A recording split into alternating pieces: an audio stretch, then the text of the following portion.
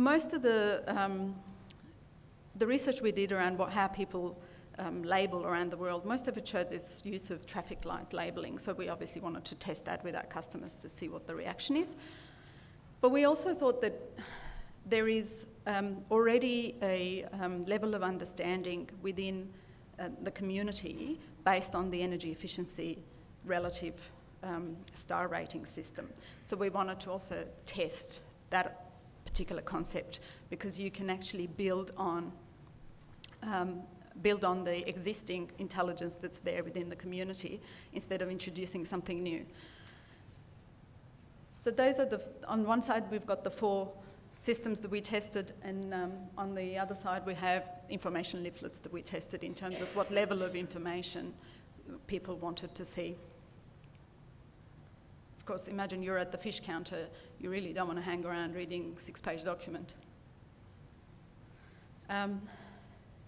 You'll see some of the comments there we've included, but it generally, the reaction to the traffic light was, they thought it was clear because they got it immediately, but they hated the idea of red because that made them feel guilty. So it was a very negative. The whole upshot of that was that customers are actually looking for positive reinforcement of messages rather than negative. So don't tell me negative stuff, just tell me what's good. Which is fine, we took that on board. There was a level, and as we had anticipated, there was already a level of intelligence within the community from the star rating system, so that relativity of 1 fish, 2 fish, 3 fish was quite something that they immediately understood.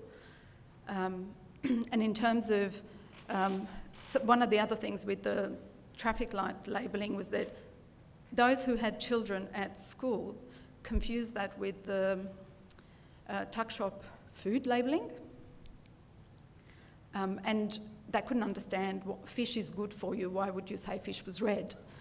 So there was some confusion there which concerned us. So that's probably more a cultural thing for us, because we use that traffic light labelling system in the schools for, high fat, high sugar foods. So I guess the main messages there are that the star rating kind of concept works really well with the customers, and we've basically have built on that. In terms of the wording, they like this idea of just a capture word that sort of immediately tells them what it's good or bad, apart from the picture itself. So they like the idea of positive choice, that was very clear. Good alternative was something that they liked. Think twice, they hated. I went to some of these focus groups and customers were basically saying, don't tell me to think. I want all the information to be there, the information to be credible, but don't ask me to think twice, because I'm not there to think, I'm there to shop quickly and get out of there. So think twice didn't quite work. Good alternative is something that they liked. The think again for the red or the third option of 1 fish, whichever one you want to call it, was something that they responded positively to. But again, we actually, on balance, like the word needs improvement, because that sort of indicates that you can still do some work. Instead of telling people think twice about, or think again about buying this, you're saying that we will invest in this to improve the situation.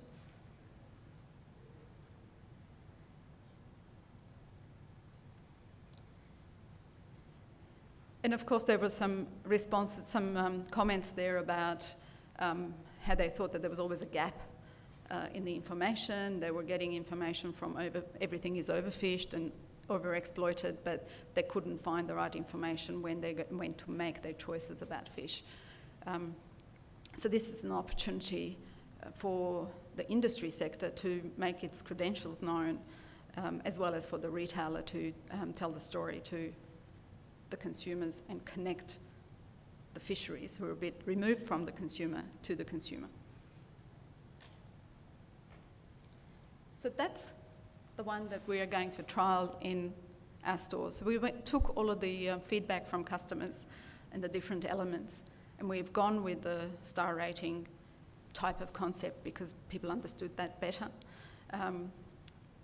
And one of the questions about how much information do you want they didn't actually want a lot of information at the point of sale, but they wanted to know that the scientific, credible, third-party endorsed was very much the sort of thing that came across, not done by Woolworths alone, but a third-party endorsement. And that information was available to them on a website or somewhere if they chose to go and look it up. So if you like, the message we took from that is credibility is important, independent third-party endorsements important. So they don't want industry to endorse it, they wanted someone they could trust as an independent party. Incidentally, one of our other partners is Taronga Conservation Society, and we've partnered with their Fish for Life program to promote sustainable fish choices, both in their program and in ours. So I guess that's all I wanted to share with you today, and I'm sure that we'll do some questions later, which I'll be happy to answer.